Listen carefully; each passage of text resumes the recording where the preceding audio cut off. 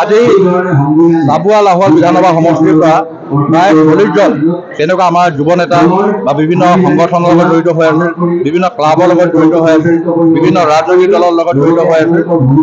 আজি সেইসকলে আহি আমাৰ দলত যোগদান কৰে।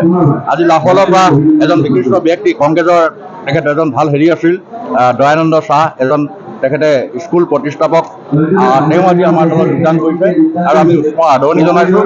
এতিয়া ভাবিছোঁ যে এই ধৰণে যদি বিজেপিৰ গতিধাৰা যদি 19 তাৰিখলৈকে থাকে, যে আমি যিটো লক্ষ্য লৈ আগবাঢ়িছোঁ, যে সেই লক্ষ্যত নিশ্চিতভাৱে বহু লাখ ভোটত আমি জয়ী হ'বলৈ সেইটো প্ৰায় নিশ্চিত হৈ পৰিছে। আৰু দেৱৰক্ষী চেতিয়া এটা সময়ত আপোনালোকে জানে এজন যথেষ্ট তেখেতে আন্দোলনমুখী হৈ কাম কৰিছিল।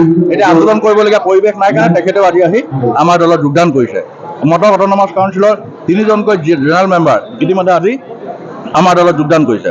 সকলোকে মই উষ্ম আদৰণি জনাইছোঁ আৰু আম আদমি পাৰ্টিও ভালে সংখ্যক আজি কাৰ্যকৰ্তাই আমাৰ দলত যোগদান কৰিছে। মই যে আৰু শক্তিশালী গতিকে আমি আমাৰ দলটোক আগুৱাই লৈ যাবলৈ সক্ষম হ'ম। তেওঁলোকৰ একেলগে হয়, একত্ৰিত হয় আৰু আমি ক্ষীপ্ৰ গতিত দলটোক আগুৱাই লৈ যাবলৈ সক্ষম হ'ম।